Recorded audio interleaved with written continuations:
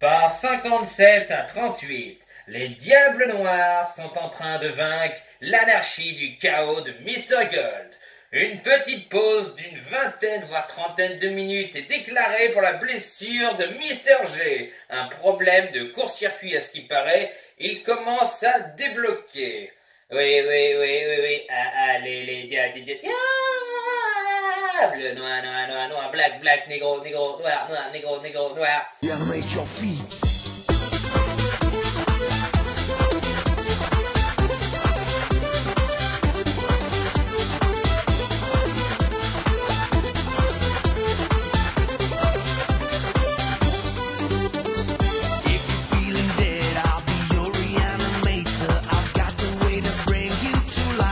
Voilà. Allez les gars, réparé. Moi je prends une pause. Bonjour à tous, amis de l'angoisse. Désolé, c'est un match de basket plutôt serré. Et on galère à gagner, surtout que maintenant on a notre téléporteur en main. Néanmoins, je vais profiter de cette mi-temps, qui va pas tarder à reprendre je suppose, pour vous présenter les achats qu'on a eu au mois d'août. Et je peux vous dire qu'il y en a eu quelques-uns. Du coup, on va commencer par deux achats que je me suis fait à moi-même, que je prends chaque mois. Il y a un peu de septembre aussi, désolé j'en peux plus. Alors, nous avons pour commencer le nouveau British Horror, la revanche de Frankenstein. Alors celui-là il est super sympa, toujours dans ces belles éditions comme vous voyez, un peu livré. Voilà, avec donc le DVD, le Blu-ray et puis le livret au milieu, donc c'est toujours aussi intéressant. Pareil qu'ils vont vendre un intégral, ce qui m'intéresserait pas vu que j'ai déjà les autres, sortis avant. Mais ils vont vendre également un coffret intégral mais vide, donc ils le vendent juste pour qu'on puisse ranger les œuvres. Et du coup ça va s'arrêter en février 2020, je crois le dernier film à sortir, il y en aura 13, il me semble que c'est 13. Et je compte bien tous les choper, comme ça fera une chouette collection, un joli collecteur. Donc voilà, donc la revanche de Frankenstein, qui fait super zizir. Voilà, il y a le Blu-ray. Il y a des Blu-ray aussi que je serais contraint de prendre s'ils sortent jamais en DVD, mais on va attendre. Vampire, vous avez dit Vampire 2, seulement ils sont en DVD. Non, en Blu-ray. Acheté il y a une semaine dans mon culturel, et donc c'est nouveau Horror British que je n'ai pas déballé. Enfin, que j'ai pas encore ouvert. Donc c'est les deux visages du Dr Jekyll. Malheureusement j'ai acheté le DVD, je l'ai trouvé au Bloody Weekend, j'étais super content, et 2 semaines après j'ai appris qu'il sortait celui-là, un peu dégoûté. Donc je vais le découvrir en même temps que vous. Il est beau. Désolé d'être rapide, c'est mi-temps qui fait ça. Donc alors le magnifique, les deux visages du Dr Jekyll. Alors la jaquette c'est pas la même, donc je vais garder je pense mon DVD, c'est exceptionnel, c'est rare que je garde deux versions, mais je vais garder mon DVD et celui-là du coup, parce que voilà, cette collection là elle me fait un plaisir fou à chaque fois que je sors un épisode. On va déballer ensemble. Enfin un épisode, un DVD. Hop là. En évitant de le péter, ce sera mieux. Je conçois. Non, j'adore péter mes DVD. J'adore les réduire en bouillie et plus pouvoir les lire juste après. C'est un petit plaisir. Un peu mignon. Donc voilà. Alors franchement, regardez-moi cette jaquette avec les personnages dans le rouge, le nuancé noir du double visage. Alors ce film-là, je l'ai déjà vu. Comme la revanche de Frankenstein. Donc la revanche de Frankenstein, je vous le conseille, c'est une revisite du mythe de Frankenstein, sauce Hammer. Et celui-là qui est produit aussi par la Hammer, c'est une revisite de mythe du Dr Jekyll et Mr Hyde, assez intéressante. Car vous vous souvenez, dans l'œuvre originale, Dr Jekyll est quelqu'un de plutôt beau, quelqu'un de plutôt sympathique, et se transforme le noir en monstre hideux, en créature machiavélique. Et ben là c'est un petit peu l'inverse. Si on part du principe que Dr Jekyll de base est un personnage assez vieux, est un monsieur assez âgé, et que lorsqu'il est en Mr Hyde, il devient celui-là, donc un beau jeune homme bien fringant, gentleman, bon légèrement gros connard sur les bords, mais quelqu'un de plutôt bien. Donc je vous conseille cette collection si vous la connaissez pas encore. Vous allez voir, comme je vous dis, 13 films.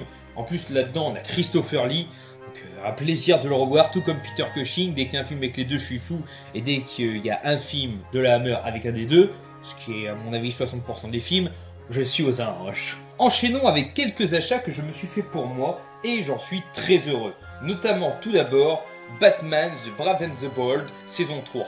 Donc c'est Batman l'Alliance des Héros saison 3 qui je crois n'a pas le français mais a le sous-titre français. Voilà, c'est anglais sous-titré français. C'est la dernière saison qui me manquait, donc Batman l'Alliance des Héros, j'ai 3 saisons. J'ai eu une période en ce moment très Batman. Voilà, avec les CD. J'ai eu une période actuellement très redécouvrir la dessin animé Batman. Donc voilà, j'ai chopé toutes les saisons que je voulais, à part une. Je crois que c'est Batman La Relève. Il doit me manquer la saison 2. Je crois que c'est ça. Je crois que c'est la saison 2 ou 3, mais il me semble que c'est la 2. Et après, j'aurai toutes les saisons que je veux. Donc ça veut dire j'ai l'intégrale des The Batman, la série de 80-90, à chaque fois je me trompe. L'autre série, entre guillemets, qui est vendue en coffret. Batman l'Alliance des Héros, Beware the Batman et Batman La Relève, qui ne manquera qu'une saison. Donc voilà, c'est cool. Donc Batman, l'Alliance des Héros, saison 3. Oui, je bafouille. Je suis en train de me faire une freak. Oh, excellent. Il y a des singes. Ils risquent de s'évader et semer le chaos dans la ville. Je pète un peu. Mon Dieu. Je vais croire que c'est moi, le Mister G ravagé, complètement fêlé, qui est en train de bifurquer sur la mauvaise allée. Bref. J'ai également, enfin ma mère m'a acheté 3 films pour une offre, je crois que c'était 15 ou 20 euros les 3 films, ou 10 euros les 3 films, enfin bref. Et on a pu trouver à Leclerc des films qui m'intriguaient, notamment un, grosse dédicace à Dark Magica parmi tant d'autres, qu'il a trouvé sublime, j'ai pris. C'est rarement le genre de film que je regarde, mais c'était plus pour ma mère, mais j'ai bien aimé quand même, L'île aux chiens. Donc voilà, donc j'aime bien ce côté, en fait, les chiens comme les humains sont des poupées, sont des figurines, c'est pas des vrais personnages. Par contre, c'est assez bien fait. Alors, il y a un gros côté politique derrière. C'est un film assez triste, catastrophique, en fait, où pour éviter une grippe ou une grosse maladie provoquée par des chiens, on les exile tous sur l'île aux poubelles pour les laisser mourir, hein, large carrément. Donc voilà, c'est assez triste. Il y a un petit gamin qui va vouloir retrouver son chien et qui va être aidé de tout cela. Alors les chiens parlent évidemment, on dévoile. Enfin, c'est super sympa. Je trouve que c'est un beau film à découvrir. Ça peut paraître long. Le fait que tout le monde ne parle pas français, qu'il y ait des sous-titres, ça peut en rebuter certains, mais moi je trouve qu'il passe bien. Donc L'île aux chiens, une bonne découverte. Suivant, avec notamment Mos Def, mais surtout Brandon Fraser, un film que je n'avais pas pour sa filmographie justement, c'est Voyage jusqu'au bout de la nuit.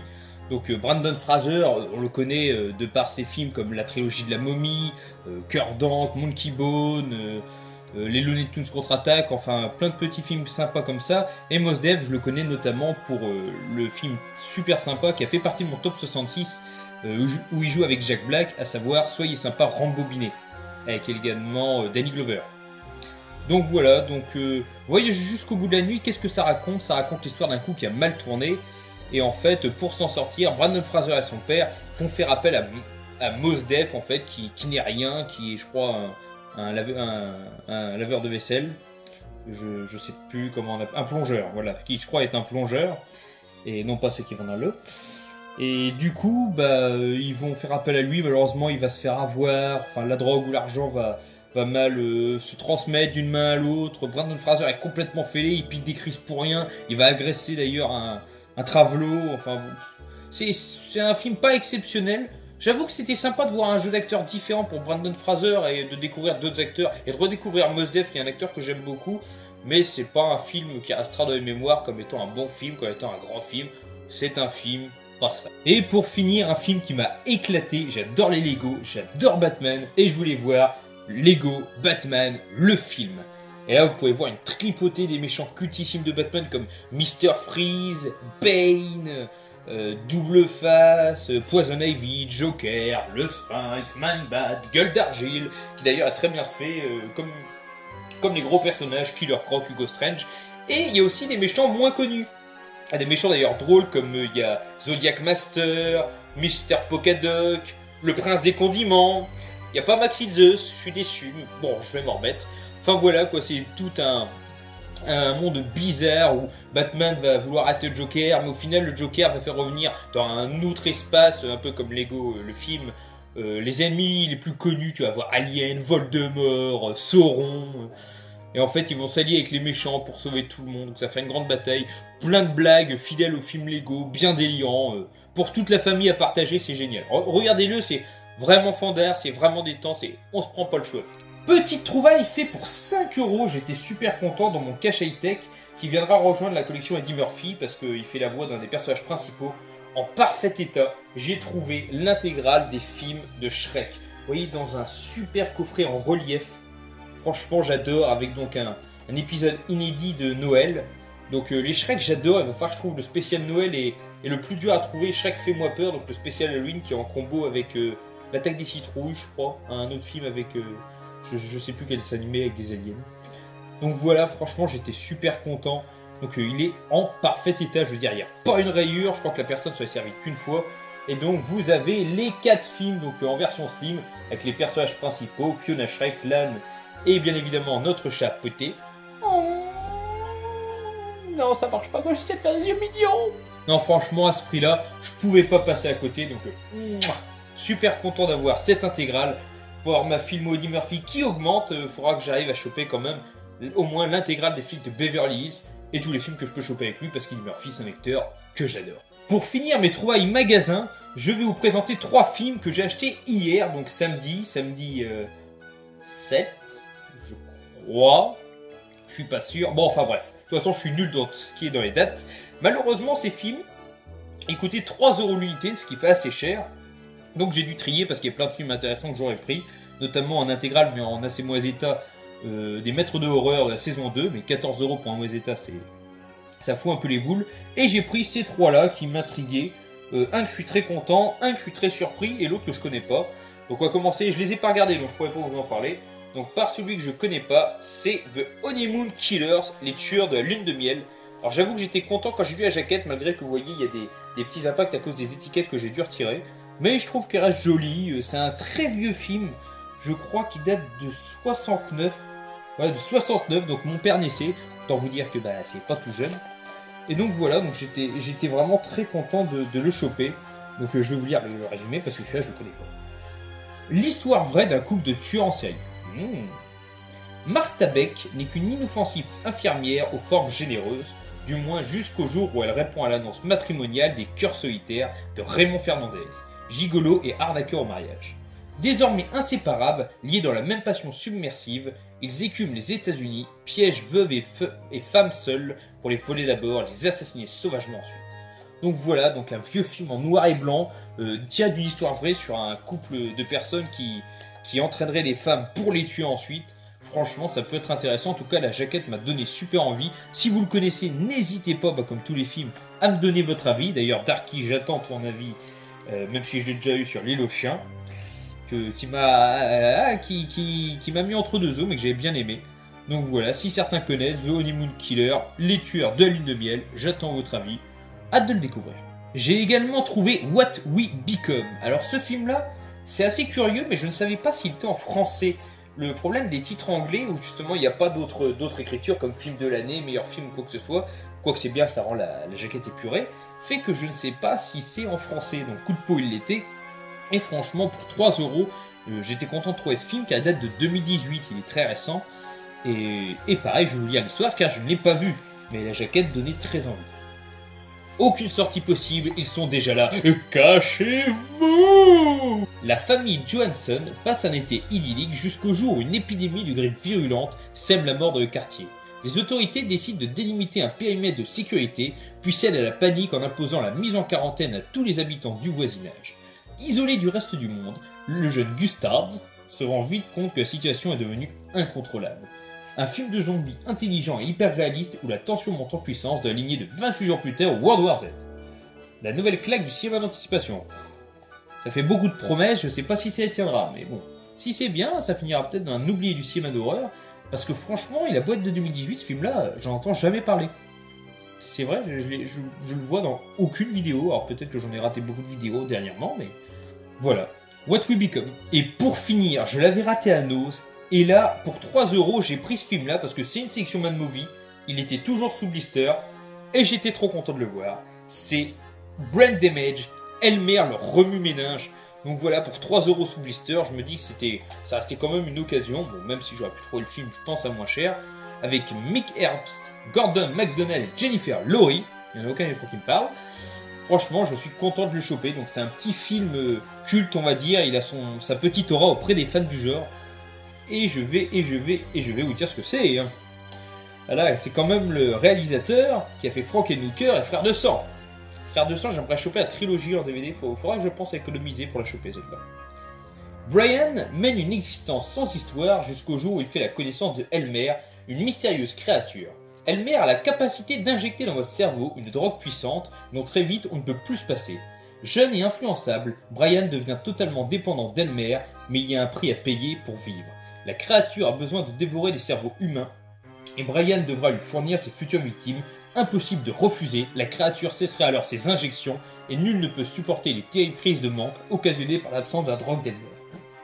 C'est con à dire, mais quand je vois une tête éclatée avec une tronche qui tire une tronche pareille, ça me fait un peu penser au crado. Il y avait un crado comme ça qui avait la tête éclatée comme une cookie d'œuf. Ça a l'air bien barré. Brain Damage, c'est rigolo parce que ça me fait penser un peu à Brain Dead, ça commence un peu pareil et ça a l'air tout aussi perché. Donc voyons voir, hein, pourquoi pas. Brain Damage, content de l'avoir trouvé. Il me reste une pop à vous présenter, cadeau de ma mère et avant tout 3 films cadeaux de la face cachée du cinéma qui faisait du déstockage et qui a retrouvé ses films en Blu-ray à vous présenter avant 4 trouvailles vide-grenier et surtout la trouvaille, comme d'habitude, chez James, c'est un gros paquet de films pour aider les SDF. Donc on attaque d'abord avec les 3 petits films de Julien. Donc à la base Julien, bonjour à toi avant que le mythe te reprenne. Et ben en parlant de mi-temps, justement, on peut voir la première et la deuxième mi-temps d'un duo du même film, d'un film en 2 parties, français, que j'avais vu il y a longtemps, que j'aime beaucoup, mais que je n'avais pas. Et il m'a proposé de me l'envoyer, donc c'est très gentil de ta part, merci beaucoup. C'est Gall of the Dead. Premier à deuxième mi-temps, avec, comment il s'appelle, j'adore cet acteur en plus, je ne vais pas le retrouver, Alban Lenoir. Voilà, donc qui est l'acteur principal. En fait, c'est une épidémie de zombies qui va arriver lors d'un match dans un tout petit club où justement Alban Lenoir, qui est un joueur qui était clé à l'époque, s'est barré pour gagner plus d'argent dans le club et donc est hué. Et on a des histoires avec, il retrouve sa fille, d'autres joueurs de foot, dont un petit jeune comique que j'aime beaucoup, voilà, Ahmed Silla, qui est dedans, qui est très très drôle comme à son habitude. Et qui est très bon, mais par contre contre les zombies qui est pas doué, la romance, du fun, enfin voilà une bonne entre guillemets comédie zombie on pourrait dire à la française qui donne vraiment envie de rigoler et de passer le temps. Bon en plus l'intérieur il est plutôt bien fait, donc voilà vous avez la première et la deuxième mi-temps. Voilà donc magnifique, donc je vous conseille, c'est une comédie zombie, moi je vois ça comme ça. Très fandard, qui peut plaire à beaucoup pour les fans de zombies. Un autre petit film qui m'a offert et qui m'a conseillé, qui est bien barré, c'est Outlander, le dernier viking. Globalement, basiquement, je vous le raconte comme ça, c'est un gars qui vient du futur, qui vient de l'espace, pour raffronter un alien, mais elle arrive en plein air viking, entre 2 clans vikings, et il doit se faire comprendre et aider des vikings pour tuer l'alien. C'est aussi barré que ça n'a l'air. C'est Cowboy vs Envahisseur, sauf que ce film-là, je l'ai trouvé mieux. En plus, il y a Ron Perlman dans le rôle d'un chef de viking. Et franchement, je me suis éclaté à le regarder. Il y a même Jim Caviezel. Donc voilà, ça fait plaisir, des acteurs qu'on aime bien. Pour Outlander, le dernier viking, un film de Howard McKay. Et le dernier film dans un boîtier rouge sang. Hémoglobine qui m'a offert et j'étais très content car c'était une bonne surprise malgré sa longueur, c'est Antarctic Journal. Sur la banquise, personne ne vous entendra crier.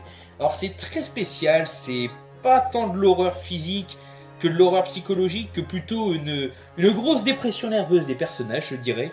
Ce sont des personnes qui doivent atteindre un but sur la banquise, donc un endroit extrêmement froid qu'ils doivent atteindre. Malheureusement, ils ont tous des personnalités différentes. C'est là que d'ailleurs que j'adore les acteurs asiatiques. Je trouve que leur personnalité est bien plus évoluée, ils sont plus subtils. Ou alors c'est moi qui suis plus con quand je regarde leurs films, peut-être, je sais pas. Mais tant et si bien que ce film reste intéressant. C'est un huis clos angoissant, assez long, il doit avoisiner 2 heures si ce n'est les dépasser même. Où jusqu'au bout, on va essayer de voir qui va aller où, qui va trahir quoi. Et en fait, on est assez surpris de la fin, même si elle nous paraît basique. Et en fait, c'est une lutte pour peut-être rien au final. Et franchement, il y a des scènes assez dures, le froid est ravageur. Certaines morts sont assez mentalement déstabilisantes. C'est presque un laisser pour compte, si tu marches plus, on te tendra pas la main. Et ce film peut plaire à certains, moi je sais qu'il m'a bien plu, ma mère beaucoup moins. Déjà, elle n'aime pas les films avec des Asiatiques, donc ça aide. À part certains. Donc voilà, Antarctic Journal, je vous le conseille. Attention, toi derrière ton écran, je sais que tu attendais le moment pop, et il y a une pop, malgré tout, que nous avons acheté, du moins que Maman Goldie m'a offerte, c'est la pop d'Alfred Hitchcock, sûrement un des plus grands réalisateurs de tous les temps. Je vais la déballer, évidemment. Donc vous voyez, en noir et blanc, donc je le trouve super, et il tire vraiment la gueule. Ah bah sur cette photo aussi, il tire la gueule, en fait, bon j'ai rien dit. C'est pas quelqu'un qui sourit d'habitude. Et voilà, vous le connaissez tous pour des films comme Psychose, Les Oiseaux, Fenêtre sur cour, Voilà, que des classiques que vous avez sûrement vu, mais qui a tué Harry? On se pose encore la question. Donc voilà, jolie trouvaille que je vous déballe tout de suite. Donc voilà le monstre, alors il est magnifique. J'ai dit à ma mère que c'était un Bubblehead, mais en fait non. Alors tant mieux parce que j'approche pas plus au Bubblehead. Alors en plus vous pouvez voir sur sa petite pancarte à clapper pour SN. Alors je sais pas si le zoom va se faire pour regarder. Non, il va pas se faire. Donc en fait, il y a marqué Psycho, donc de Monsieur Hitchcock. Donc voilà, donc c'est génial, franchement. Il y a quelques petits accros à l'arrière des cheveux. Vous pouvez voir qu'il y a quelques pètes, mais c'est plutôt joli dans des nuances du coup de noir et blanc, comme à l'époque où il tournait ses films. C'est une chouette pop, franchement j'adore, c'est... Petit chéri de la vidéo. J'espère que vous êtes encore là. J'ai fait un des plus grands vide-greniers il y a 2 semaines du coin où je suis, donc à Tours-la-Ville, près de Cherbourg en passe. Normandie, plus belle région de ce pays qu'est la France. Ne pétons pas un plomb. Donc j'ai d'abord pu trouver, d'ailleurs je suis en train de le lire, un nouveau chair de poule. Maintenant il m'en manque plus que 10 de la collection officielle sortie en France. J'ai trouvé Souhait dangereux. Donc voilà, donc pour 2 €, il en est à impeccable. Même si d'habitude je préfère les trouver à 1, 2 €, sachant qu'il n'a pas un pet, c'est comme s'il était comme neuf. J'étais très content. Donc voilà, Souhait dangereux. Un petit chair de poule classique. Une élève en fait qui a pas de chance, qui va tomber sur quelqu'un qui lui accorde 3 vœux, mais elle va vite se rendre compte que les vœux doivent être très précis si on veut pas qu'il arrive des soucis. Au niveau des films, il y avait un stand qui vendait tous les films à 50 centimes, et si on achetait 10, le 11e était offert. Malheureusement, il n'y avait pas beaucoup de films qui m'intéressaient, mais pour 50 centimes, j'ai quand même pu trouver un Hellraiser que j'avais pas, et le seul d'ailleurs, c'est Hellraiser Inferno. Alors je ne sais plus le combienième c'est, je crois que c'est le 4 ou 5e. Si je dis pas de bêtises, je serais parti sur le 4, peut-être que je me trompe. Et je le trouve plutôt sympa. Après le souci c'est que je n'ai pas vu le 1 et 2 qui sont les plus cultes. Donc je ne peux pas les comparer. Mais celui-là, il me reste une trentaine de minutes à voir, je suis en train de le visionner actuellement. Et il est plutôt sympa, l'acteur principal est cool, le réalisateur c'est toujours le même, Doug Bradley qui est toujours Pinhead. Voilà quoi, c'est un Hellraiser sympathique, comparément au 7. Et surtout au 9. Oh, quelle daube! Pour 2 € en espérant qu'il marche car il est un peu rayé, je ne connaissais pas du tout ce film, j'ai trouvé Cash Express.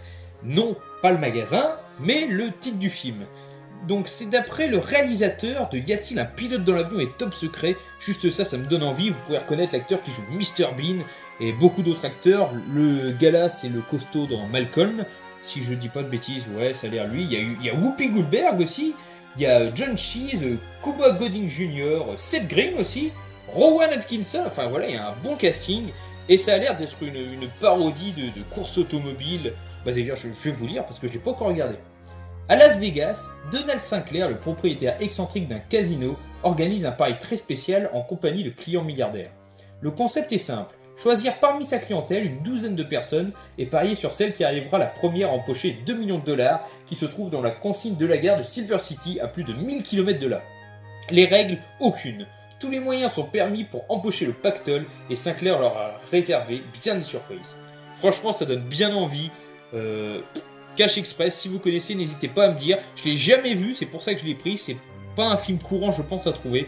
Hey, il a l'air génial. Et pour finir, j'ai trouvé pour 3 €, le coffret est tout nickel, un duo de films avec Bud Spencer et Terence Hill, vendu par une petite dame très sympathique. Donc comme vous voyez, le coffret est nickel. Franchement, je suis très content. Et les films également sont nickel. Vous voyez, il y a Cul et Chemise, qui est encore sous blister. Donc voilà, 2 frères, Slim et Tom, vivent de petites magouilles. Malgré leurs incessantes querelles, ils vont s'opposer à un ancien champion de boxe, Monsieur Hordemont, qui tente d'expulser tous les habitants d'une région pour en faire un parc destiné au trafic d'ivoire et d'animaux. Donc qui a l'air vraiment extra. Et il y a aussi, et c'est pour ça que je l'ai pris avant tout, même si j'ai pas les deux donc c'est cool, maintenant on l'appelle Plata. Donc j'étais très content parce que avec James, j'avais reçu un mauvais film et j'avais reçu ce DVD dedans. Maintenant on l'appelle Plata. Donc là je suis content, c'est le bon film, dans le bon boîtier, je suis hyper heureux.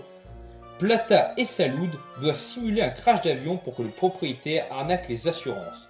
Tout se complique lorsque l'avion s'écrase vraiment en plein milieu de la forêt amazonienne. Plata et Salud vont trouver refuge dans un village où l'infâme Monsieur Oreille escroque les chercheurs de diamants locaux. Donc voilà, ça a l'air super. Par contre, ça n'a pas l'air d'être le film que j'ai vu la dernière fois. Ah oui, c'est parce que j'avais le boîtier et c'était maintenant la Pet Trinita que j'avais comme CD. Ouais, je viens de confondre. Donc voilà, au moins je l'ai, c'est tout nickel.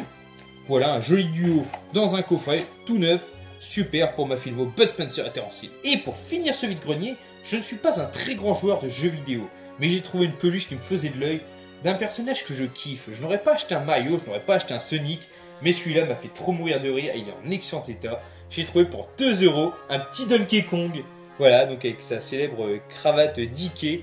Regardez, il est nickel, il a pas un pet. Franchement, il est en plutôt bon état. Il fait une certaine taille, hein, regardez. Dans ma main, il fait facilement la taille de ma main.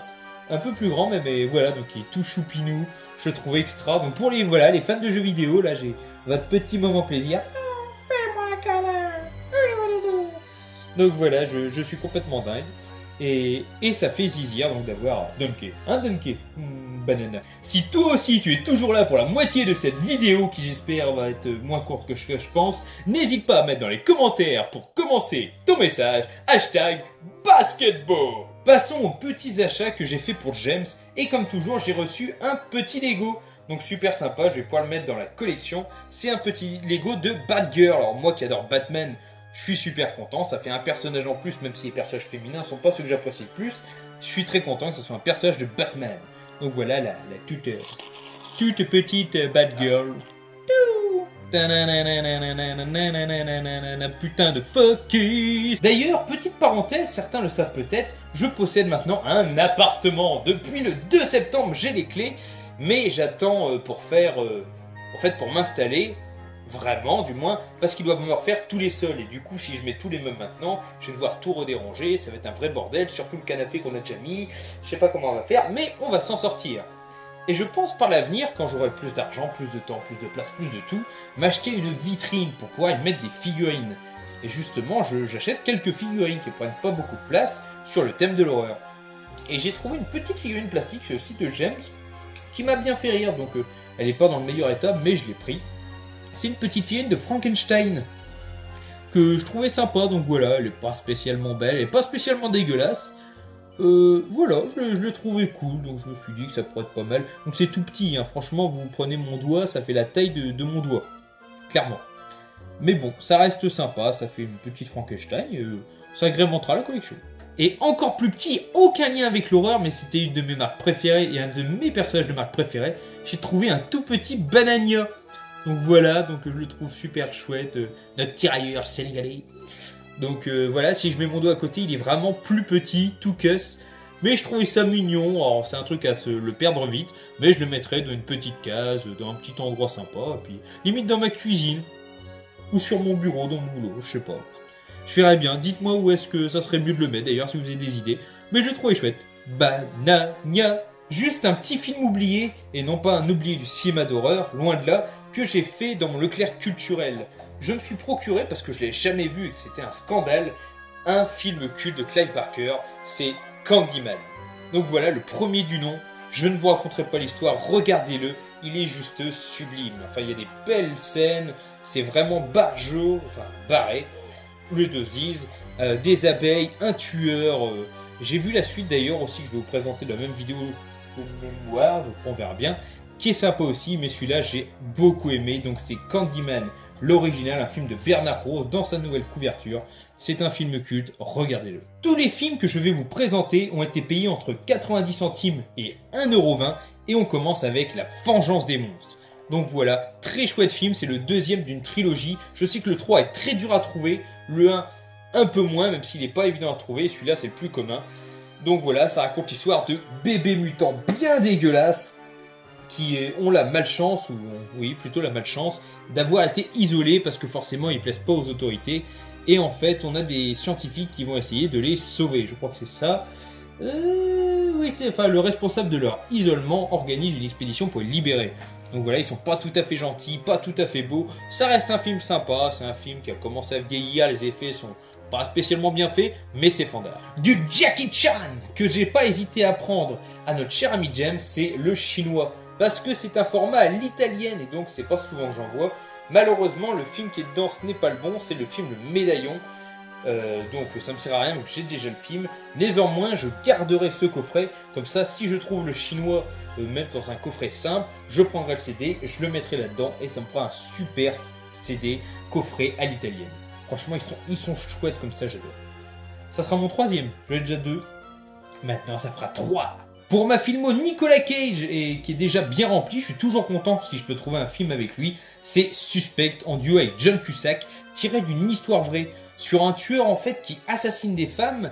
Et justement, Nicolas Cage, parce que John Cusack incarne le tueur, là je vous apprends rien dans le film, vous le découvrez dès le début. Et bah Nicolas Cage, j'ai du mal à le trouver, à faire les liens, et en même temps il n'y a pas les indices qu'il faut, et en fait l'histoire est très bonne, ma mère a beaucoup aimé aussi, on trouve que c'est une enquête qui est bien menée, c'est un bon film de Nicolas Cage, quand on sait qu'il était fait des années 2000-2010, dans ces eaux-là, 2013, donc c'était pas forcément les années où il faisait les meilleurs films, mais celui-là il passe plutôt bien, et à la fin on a une tragédie, je veux dire on a l'image des femmes dans la vraie histoire qui ont été tuées, qui n'ont pas tous été retrouvés au niveau des corps, on suppose, par ce tueur. C'est triste, c'est dramatique, et en même temps, c'est des films d'action, voilà, de recherche avec deux acteurs qu'on aime bien. Donc Suspect, ça restera un bon film pour moi des années 2010 de Nicolas Cage. Une autre version de Frankenstein, parce qu'il y a eu beaucoup de versions, et d'ailleurs, du coup, j'en possède pas mal.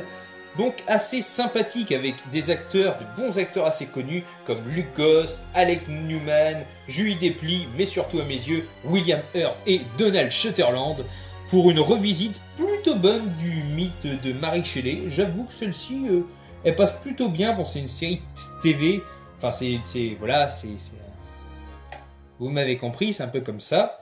C'est un film en long, en plusieurs parties, mais ça reste agréable, 170 minutes. Donc voilà, ça reste assez long, mais ça passe plutôt bien. Bon, les effets sont pas exceptionnels, mais l'histoire est cool, ça va. Alors là, ce film a fait débat. Un film de Lars von Trier, donc déjà, pas ce que j'aime le plus, avec William Dafoe et Charlotte Gainsbourg, mais je me suis dit, je vais laisser une chance. Antichrist. Donc le boîtier un peu morflé, là, vous voyez, du scotch, mais bon, c'est pas grave, hein, c'est rien, je vais le faire avec, ça va. Mais par contre, le film est barré, ma mère s'est barrée au bout de 40 minutes, je dirais, parce que le film est très très loin à démarrer, très mou, très chiant pour ainsi dire, et par contre la dernière partie est vengeresse, et c'est comme pour ça que je la classe dans l'horreur. Elle est fun, elle est gore, elle est malsaine, elle est sexuelle, elle est... Enfin, tous les péchés, si vous voulez, du monde. Et par contre, je peux pas vous raconter l'histoire, même en lisant le résumé, déjà parce qu'il est trop long, parce que il est barré, il n'y a aucune logique, en fait, votre cerveau se perd dans le mélange de ce film complètement what the fuck. Vous pouvez le regarder, vous faire votre avis. J'ai pas été satisfait, j'ai pas été comblé, mais j'ai pas été... Ce film, en fait, m'a fait un tel mélange de sentiments que j'en ressors quasiment rien. À part... Mais qu'est-ce que j'ai regardé?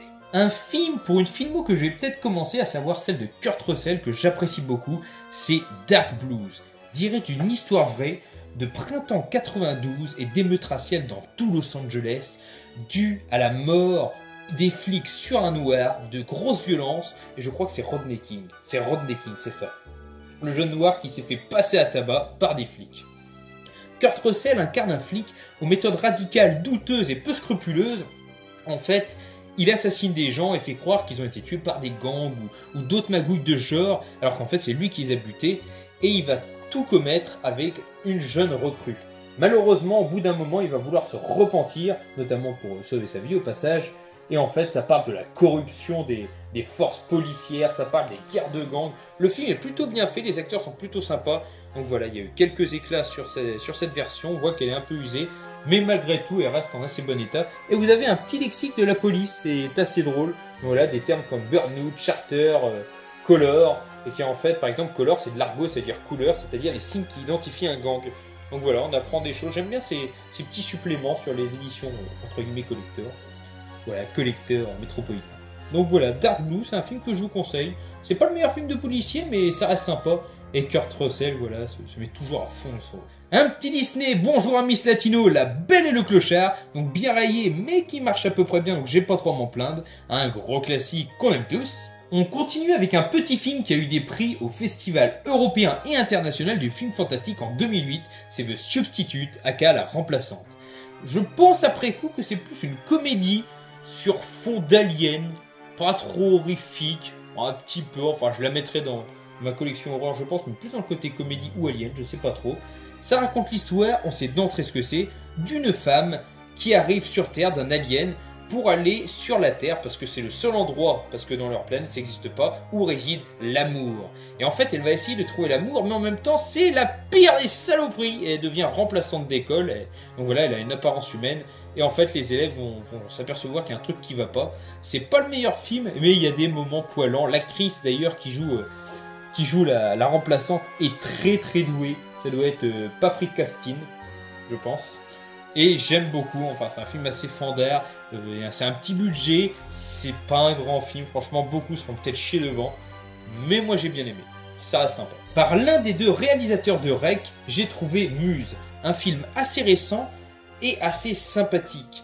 En fait l'histoire, ça va se faire autour des muses, donc voilà des muses, et ces femmes qui incarnent plusieurs choses plus ou moins bonnes, en général mauvaises, dans un film d'horreur, et qui en fait vont s'en prendre à un homme de par ses pensées, de par ses visions, ses rêves, et de par lui tout court. L'histoire est bien menée jusqu'à la fin, il y a des longueurs vers le début, j'avoue que ça a été dur à m'y imprégner, c'est un style particulier, mais qui est assez bon dans son genre. Franchement, j'ai trouvé ça plaisant de mettre les muses en avant, c'est pas les créatures qu'on voit le plus de cinéma d'horreur, et pour un coup, elles sont exploitées de façon assez poétique. Pour ma petite film au Steve Austin, j'ai chopé Hunt to Kill. Donc voilà, un film que j'ai bien aimé, que j'avais déjà vu. Du coup, je pensais pas l'avoir vu et après coup, c'était le cas. Où on peut voir Stone Cold Steve Austin qui va devoir aider en fait à traverser la forêt à des voleurs qui vont devoir retrouver un autre de leur gang qui s'est barré avec tout le magot. Donc Steve Austin évidemment va se venger parce qu'ils vont prendre sa fille, ont une histoire assez basique, mais ça me fait toujours kiffer de voir Steve Austin foutre des grosses mandales, tuer les gens et avec son regard d'acier. Tu sais jamais s'il sourit ou fait la gueule d'ailleurs des fois. Marrer la gueule des gens. Voilà quoi, c'est un défouloir, c'est tranquille, c'est pas un grand film. Je pense que le plus grand film et le meilleur film que j'ai eu avec Steve Austin, Stone Cold, c'est Les Condamnés. Mais celui-là voilà, ça doit être mon troisième préféré. Parce qu'entre deux, il y avait aussi Damage, que j'aimais bien. Mais Hunt to Kill, voilà, ça reste très divertissant. Autre petite découverte avec comme acteur Adrian Paul, c'est Lost Colony.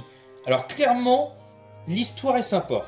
Ça se passe au temps des colonies aux États-Unis. C'est tiré d'une histoire vraie du fait que la colonie en question n'a jamais été retrouvée dans le film et n'a jamais été retrouvée dans la vraie vie. On ne sait pas ce qui leur est advenu, on ne sait pas ce qui est arrivé, il n'y a plus de corps, il n'y avait plus de présence d'eux. Et donc ça leur a donné l'idée de faire un film avec forcément des aspects fantomatiques. Donc voilà, donc on va en fait voir des gens affronter des spectres pour survivre dans cette colonie. Mais vont-ils les vaincre? Dieu seul sait. Les effets spéciaux sont pas terribles, mais l'histoire avait des bonnes idées, ce qui fait qu'on reste quand même dans l'histoire jusqu'au bout.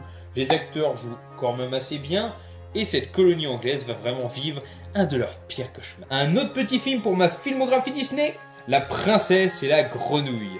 Voilà, j'aime pas beaucoup les films de princesse, mais ce renouveau version Louisiane, version Bayou, version Maléfice et Vaudou passe très bien, et si vous le connaissez pas, regardez-le. En version Director's Cut avec Benicio del Toro et Anthony Hopkins, Wolfman. Et je peux dire que ce film est un film de loup-garou assez bon. La transformation, sans égaler celle du loup-garou de Paris, fait sûrement partie de celle que j'ai préférée, c'est peut-être même la deuxième. Le film est assez bien fait, il reste classique. L'un des méchants principaux, qui n'est pas forcément méchant, c'est l'acteur qui incarne Elrond de Foncombe de Seigneur des Anneaux. Son nom ne me revient pas. Et ça reste une histoire assez basique. On pourrait presque croire, d'ailleurs c'est peut-être le cas, je ne suis pas sûr, que c'est un remake du film Le Loup-garou, l'original, qui commence déjà à dater, qui doit dater de mémoire des années 40-50 je dirais. Donc voilà, ça reste une histoire basique. Le film est un peu long, mais vu que l'histoire est bien menée, ça passe assez vite. Une petite tristesse, c'est le film Hot Fuzz, qui malheureusement ne marche pas, car le CD est... Et voilà, il est retiré parce que le truc ne tient plus, et le CD est salement rayé. Vous le verrez peut-être pas d'ici, mais je peux plus l'utiliser, il marche plus du tout. Le CD bonus, j'ai pas vu, il peut peut-être marcher. Du coup, si je retrouve même une édition simple, je mettrai le CD bonus avec, et ça sera cool. C'est dommage parce que j'ai Shaun of the Dead et Dernier Pub avant la fin du monde. Du coup, c'est le dernier film qui me manquait pour faire la trilogie Cornetto. Mais bon, bah, je le trouverai. En tout cas, il est génial. Hot Fuzz, une super parodie policière, thriller, de crime dans un petit village avec voilà, nos deux acolytes préférés, Simon Pegg et Nick Frost, qui nous font toujours autant mourir de rire. Regardez Outfuzz et puis regardez plus généralement la trilogie Cornetto qui est vraiment très bien. Un petit classique que je n'ai pas connu étant jeune et pourtant j'ai éclaté rire devant, c'est Denis la Malice. Voilà, donc je vais pas vous en raconter plus, vous savez, ce petit garçon qui fait des bêtises, qui fait toujours ce qu'il ne faut pas faire, qui embête tout le monde, qui fait craquer les babysitteuses et surtout qui embête Monsieur Wilson dont l'acteur était tordant. Une petite comédie pour toute la famille qui régalera absolument tout le monde. Haha, je vais peut-être vous faire découvrir un film. Connaissez-vous Cauchemar sans fin, à savoir Lost Things? Un film qui ira sûrement prochainement dans un vote pour les oubliés du cinéma d'horreur après les 6 vidéos que j'ai faites dessus sans vous demander des votes. Pardon, excusez-moi, j'avais du temps et il fallait que j'embrasse pour vous faire découvrir des films. Lost Things raconte une histoire que j'aime bien, celle de jeunes qui vont sur une plage qui bizarrement, ils ont l'impression d'y être déjà allés alors que c'est la première fois. Ils ont l'impression d'ailleurs d'avoir déjà fait certaines choses, d'avoir vécu certaines scènes. Et il y a quelqu'un de bizarre qui les suit, qui pense connaître sans connaître. Et certaines choses se passent sans se passer. C'est ça l'idée. C'est de découvrir qu'est-ce qui se passe sur cette plage. Pourquoi est-ce qu'on a cette impression de déjà vu? Pourquoi on revit des scènes qu'on a déjà vécues et en même temps on est sûr que c'est la première fois qu'on vient? Pourquoi? C'est ça la question du film. Ce film devait s'appeler Pourquoi? Et j'aime bien. Et c'est très curieux, le film n'est pas très grande qualité, a des effets assez médiocres. Et malgré tout, et malgré un jeu d'acteur pas toujours convaincant, je l'ai trouvé bien. J'ai trouvé malsain, j'ai trouvé malaisant, et la fin je l'ai trouvé chouette. Même si on s'en doute au bout d'un moment, ça reste chouette. Pour 4 ou 5 euros, l'intégrale de la première saison, et je crois qu'il n'y a que 2 saisons, d'Histoire fantastique. Donc une série qui a été faite je crois par Steven Spielberg, présentée en tout cas par lui, et qui est super sympa, on retrouve plein d'acteurs connus. Là j'ai Charlie Sheen qui me vient en tête, j'en ai d'autres dont je connais pas les noms mais qui me viennent en tête aussi. Et c'est génial, il y a Tim Robbins, Kevin Costner, Harvey Keitel, Kiefer Sutherland, donc voilà que des gros noms dans des histoires donc plus ou moins loufoques et fantastiques. Par exemple un acteur déguisé en momie qui doit traverser les gens on va dire de campagne pour aller voir sa femme qui est enceinte, mais malheureusement il peut pas retirer son costume, et les gens de campagne croient que c'est une vraie momie, donc ils vont l'attaquer, mais entre temps ils vont trouver une vraie momie, ils vont plus savoir laquelle et laquelle, enfin c'est un gros mini-mélo, mais ça reste super sympa, et en plus les jaquettes sont très belles. Là vous pouvez voir, j'ai hâte de trouver la 2e saison, voilà, donc on reconnaît des acteurs plus ou moins connus, les jaquettes sont vraiment de très belles couleurs, tous les DVD marchent très bien, et je suis vraiment content parce que pour 4-5 euros c'est vraiment une affaire en or. Donc voilà, première édition, première saison de Histoire fantastique. The Secret, un film de Pascal Augier avec Jessica Biel. Et franchement, c'était sympa. C'est pas le film qui m'a le plus happé. Mais la fin, par contre, est très bien vue, je trouve. Et le déroulement, il nous fait passer par c'est elle la gentille, c'est lui le gentil, c'est elle le méchant, c'est le méchant. On est quand même à se poser des questions sur le fin mot de l'histoire. Et quand même, ça, c'est bien. C'est cool quand ça nous fait réfléchir à un film.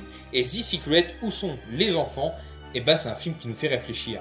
Ça nous parle de l'histoire d'enfants qui disparaissent, mais on ne sait pas vraiment qui c'est qui fait disparaître, qui c'est qui aide, qui c'est qui veut sauver. On a des personnages très différents, aux mœurs différents, et surtout aux comportements familiaux très différents. Certains enfants sont menacés par leurs parents, d'autres vivent une vie plus ou moins idyllique. C'est très compliqué à comprendre au tout début. Enfin, du moins à se douter, ou alors je suis juste débile. Et à la fin, évidemment, quand il y a la révélation, tout devient clair. Donc voilà, The Secret, a great movies on video de Pascal Augier. Candyman 3, du coup il me manquera plus que le 2. Donc Candyman 3, le jour des morts. Donc pareil, un épisode sympa, mais j'ai trouvé ça très copié-collé. On change l'actrice, l'acteur c'est toujours le même, heureusement, Tony Todd, qui joue très bien le Candyman, et on refait une histoire. Bon, j'ai préféré le premier largement, le 3e se vaut quand même, l'avantage c'est que le personnage est assez cool, mais on reprend les mêmes effets, ce qui fait que ça a beaucoup moins d'impact que le premier film. Mais bon, ça reste sympa. Candyman 3, avec Adrien Brody et Sam Neill, Pat Kraft, Les Revenants. Pareil, un film plutôt sympa, c'est pas vraiment un film d'horreur, c'est... C'est vrai que je classifie beaucoup de films de l'horreur qui n'en sont pas. Mais c'est parce que je sais pas où les mettre. Donc ça fait très lâche, ça fait très feignant. Mais bon, du coup, il ira peut-être dedans, je sais pas trop. Donc l'histoire en fait d'Adrien Brody qui a des visions comme quoi il pense avoir commis un meurtre, et un meurtre de masse. En fait, il aurait par accident, j'entends bien, fait dérailler un train et aurait tué tout le monde. C'est pour ça qu'il voit les esprits des gens défunts. Et c'est perturbant. Et il va revenir dans sa ville natale pour essayer de comprendre. Donc Sam Neill jouant le rôle d'un psychologue qui voit. Il va retrouver son père, il va retrouver des amis d'enfance et il va essayer de comprendre pourquoi est-ce que c'est lui qui les a tués, pourquoi il a effacé ça de sa mémoire, pourquoi ses souvenirs reviennent et est-ce vraiment lui le coupable. Et là on va être toujours dans une réflexion grandissante avec un Adrien Brody qui pareil est toujours aussi impliqué dans ses films. Tada! Transformation en tenue de travail. Non, c'est juste le souci que ma vidéo a mal chargé et s'est vue amputée d'une partie que j'ai pas pu récupérer, à savoir toute la fin. Donc je m'en vais continuer dans une nouvelle tenue, un nouveau design for la fin de cette vidéo avec 2 coffrets et une douzaine de DVD. Et un coffret dont je suis super content. Je devais vous présenter pour les achats que j'ai fait récemment, que j'ai reçu au Gent et que je vous présente là. C'est le livre 6 pour 4-5 € je crois de Kaamelott. Ah, je suis heureux. En plus, il est en état impeccable. Il pourrait être tout neuf. Ça serait totalement ça. Et il est sublime. Voilà, donc ça, c'est ce livre-là. Je sais plus si le 5 est pareil. Où justement, il y a des épisodes plus longs. Les épisodes durent 45 minutes. Et regardez, franchement, les CD sont magnifiques. Et même l'arrière avec les personnages principaux. Voilà, en image. Voilà quoi, donc c'est super. Donc pareil, je vous parle pas de Kaamelott, tout le monde connaît le roi Arthur. Et la table ronde, donc voilà, le livre 6 de Kaamelott. Je ne sais plus combien j'ai, je crois que j'ai le 1 ou le 2. Forcément je l'ai pas là, non je l'ai pas là. Je dois avoir le 1 ou le 2, donc il m'en manque 4, donc hâte de les retrouver en tout cas. Petite pépite. Pour finir la trilogie, j'ai chopé Crocodile Dundee 3, qui est mon préféré, c'est vraiment celui que je trouve le plus fun, avec un humour décapant. Cette année, le croco devient tendance. Toujours avec Paul Hogan, et je vous présente Crocodile Dundee 3. Laissez-lui une chance, c'est pas le plus connu. On est dans un vol de tableau avec des gens, avec Crocodile Dundee qui s'habitue à Hollywood, Los Angeles, non à Hollywood. Donc c'est vraiment drôle. Il y a de bonnes blagues, la scène de l'autoroute est à mourir de rire. Enfin voilà, Crocodile Dundee 3. Un petit nanar des studios Full Moon, ça faisait longtemps que j'en ai pas rentré un. J'ai chopé Le cerveau de la famille. Donc littéralement c'est pas ce que je préfère, c'est quelqu'un qui va faire chanter une famille assez bizarre, composée notamment du cerveau, donc ce gars qui n'a aucune aptitude physique mais qui a un cerveau décuplé, et qui maîtrise les 3 autres membres de sa famille, à savoir une bombasse écervelée, un grand costaud complètement idiot, et un mec qui a des yeux qu'on dirait ressortis du crâne mais qui voit à travers beaucoup de choses, et qui a une ouïe fine. Donc en gros voilà, pas un des Full Moon que j'ai préféré, mais c'est complètement grotesque, c'est complètement exagéré, c'est Full Moon. Une petite comédie française de Nicolas Barry que j'ai beaucoup aimé, Les enfants de Timberlake. Tout simplement, des enfants qui sont tellement mauvais avec leurs parents, pour la majorité, tellement casse-couilles, tellement à faire des conneries tout le temps, que les parents vont décider pour leur apprendre de partir 2 jours.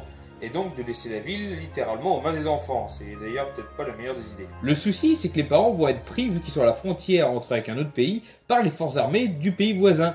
Et du coup, ça va se transformer de 2 jours à 1 semaine, voire plus. Et du coup, ça va être une super histoire entre les méchants et les gentils gamins. C'est un peu la guerre des boutons version modernisée. Pour 4-5 €, j'ai pu choper la saison 5 de Dead Zone. Alors j'ai cru comprendre que c'était une des plus dures à trouver, même si elles sont pas forcément difficiles à trouver sur internet. Et en plus, elle est nickel, elle est en super bêta. Et je n'ai jamais vu Dead Zone. Donc j'ai regardé la 5 sans regarder la 1, 2, 3, 4. Et la dernière, ça devait être la 6, je crois. Donc c'est très con de ma part. Néanmoins, je dois dire que j'ai vraiment accroché à cette série. J'adore, j'aime vraiment beaucoup. Pourtant, le film, quoi qu'il soit bon, hein, je n'en doute pas et je dis pas le contraire, bah, il m'avait pas captivé plus que ça. Mais le côté enquête, avec le côté de pouvoir toucher quelqu'un et de voir des moments, mais ça peut porter à confusion, comment faire en sorte que le destin puisse être changé et tout, je trouve ça génial. Laissez une chance si vous ne connaissez pas la saison 5 et surtout à la série et elle-même de The Dead Zone. C'est une série tirée de Stephen King et franchement cette série, elle envoie du pâté. Hakuna Matata, quel chant fantastique. Hakuna Matata, ce DVD fantastique. Y a plus qu'à trouver ces 2 frères, je l'avoue. Car au final, y a 3 DVD en tout. avec Timon et Pumba. Hakuna Matata. Bon, pour ceux qui n'auraient pas compris, c'est les histoires de Timon et Pumba. Il y a eu 85 épisodes, malheureusement il n'y en a eu que une quinzaine, vingtaine qui ont été mis en 3 DVD chez nous en France. Et ben vous pourrez en profiter avec Timon et Pumba les Globetrotters ou encore les 2 autres DVD, l'un avec un super épisode sur la France et un escargot, gros stéréotype, et l'autre dans des vacances de rêve avec Timon et Pumba. J'ai pu choper Halloween 20 ans après, il revient, qui était un des 3 derniers qui me manquaient. Maintenant il ne me manque que Halloween Résurrection, qui ne devrait pas être trop dur à trouver même si je l'ai jamais pris, et Halloween 6, qui devrait être largement plus dur à trouver et que j'ai jamais vu. Donc j'espère le choper un jour, et puis à tout petit prix si possible de préférence. Donc voilà, Halloween 20 ans après, sûrement le moins bon que j'ai vu malgré Jimmy Curtis. Un Michael Myers pas spécialement convaincant, une histoire lambda, pas le meilleur. Birdcage avec un quatuor de folie avec Robin Williams, Nathan Lane, Diane Weiss et Jen Ackman. Rien que ça pour cette parodie de la cage aux folles version américaine. Donc évidemment je l'ai pris pour ma film Robin Williams, malgré que je reconnais le talent de Jen Ackman et que j'aime beaucoup Nathan Lane, que je connais notamment pour avoir joué dans La Souris. J'adore cette comédie. En plus il est arrivé nickel, le DVD n'a rien, et on a même les livrets qui vont avec de base. Donc après, très sincèrement, j'ai pas accroché à la cage aux folles, déjà la comédie avec Michel Serrault et Galabru, donc je peux pas vraiment juger, mais ça passe plutôt bien, surtout la dernière partie qui est vraiment à mourir de rire. Bon, les Américains reprennent beaucoup de comédies françaises, on sait bien qu'ils feront jamais mieux que nous, mais faut saluer l'effort. Le dernier cauchemar de Toby Hooper dans une édition super sympa pour un film qui franchement est à chier. Mais bon, bah c'est pas grave, au moins il y a l'effort. J'espère que le crocodile de la mort qu'on dit bien est largement mieux que celui-là. Déjà, ce sera pas des effets virtuels dégueulasses. C'est immonde, le crocodile ne ressemble à rien, les acteurs sont tout pétés, des gros clichés finis, enfin... Non, Toby, t'as fait mieux. De la collection 13e rue, il doit y avoir 5-6 films, je crois, dans cette collection. J'ai pu choper La faute ou La culpa, qui explique quand on a fait une faute, pourquoi on dit mea culpa. Désolé, pas ma faute. Donc voilà, donc La faute qui est un peu un cas d'étude, car franchement, j'ai pas été happé par ce film, mais je ne peux pas dire qu'il est mauvais. Une histoire assez ambiguë d'une femme qui va aller chez une infirmière avec sa fille parce qu'ils n'ont pas de quoi loger. Malgré tout, cette infirmière est assez bizarre, fait des avortements illégaux, et donc ça entraîne des scènes assez malaisantes, surtout que les deux travaillent ensemble, et la petite fille aimerait avoir un frère, parce qu'elle est enceinte de sa mère qui donc est chez l'infirmière, et elle lui demande pour autant d'avorter, et c'est très ambigu. Je ne saurais pas vraiment décrire la vie que j'ai eue sur ce film. Allez, plus que 4, et on enchaîne avec un Disney que j'ai adoré, Kuzco, l'empereur mégalo, avec Kronk, qui est dans le deuxième, et qui est sûrement mon personnage favori. Donc voilà, tout le monde connaît un empereur changé en lama par accident, un Disney qui m'a fait rêver quand j'étais petit, mourir de rire aussi, et regardez-le, c'est un gros classique. En fait, après réflexion, tous les Disney sont marqués écran classique parce que c'est tous des classiques. Je viens de réparer une injustice de longue date, vous m'en vouliez sûrement, et si c'est pas le cas, c'est que vous n'étiez pas au courant ou vous m'en voulez pas. Mais vous aurez une bonne raison de m'en vouloir. J'ai enfin vu Alien, le premier. Oui, j'avais vu le 2, 3, 4 Prometheus, il me manque que Alien Covenant, du coup je suppose, mais je n'avais jamais vu le premier. Et ben c'est chose faite, voilà, je l'ai vu. Maintenant il manque plus qu'un film de Alien comme dans Predator. Et dans les deux cas, c'est les derniers, qui sont pas censés être les meilleurs. J'ai un peu peur. Avant-dernier film, Jeepers Creepers 2, littéralement, je l'ai aimé autant que le 1, j'ai trouvé les deux très bons, très fun, très malaisants et très gore à la fois. Enfin très gore, c'est un grand mot, hein. Avec des petites scènes d'attaque. Franchement, Jeepers Creepers 2, il se nourrit de votre peur. Sélection aux compétitions officielles de Jarmet 2004 qui le mérite. Je l'ai trouvé sympa. J'attends le 3, j'espère qu'ils sortiront en France un jour. Ça doit être Jeepers Creepers 3 Cathédrale. Mais ils n'ont pas l'air décidé à le faire. Enfin bon. En attendant, bah, au moins on a le 2. Et on termine avec un film pour ma filmographie Russell Crowe. Il y a également Marion Cotillard, Didier Bourdon et c'est un film de Ridley Scott. C'est une grande année. Un film qui se tourne dans les vignobles de France, donc je suppose, parce que les vignobles des États-Unis, c'est pas ça, et qui nous raconte en fait l'histoire en deux parties, le passé et le présent, de Russell Crowe en fait, qui est devenu un riche homme d'affaires, qui avant était un petit enfant qui allait souvent chez son oncle Frank dans les vignes, du coup, en France, qui habite maintenant aux États-Unis, je crois, ou en Angleterre, l'un ou l'autre, et qui pour le coup va se voir hériter de son oncle récemment décédé. Bah malheureusement, il pense toujours à l'argent et on va voir que sa pensée va se, comment dire, changer au fur et à mesure des souvenirs de son passé qui reviennent et de l'amour qu'il va découvrir, qui va d'ailleurs lui mener pas mal d'enjeux. Et au passage, mettre pas mal de gaffe et pas mal d'humour. Didier Bourdon aura son petit rôle qui fait bien plaisir aussi.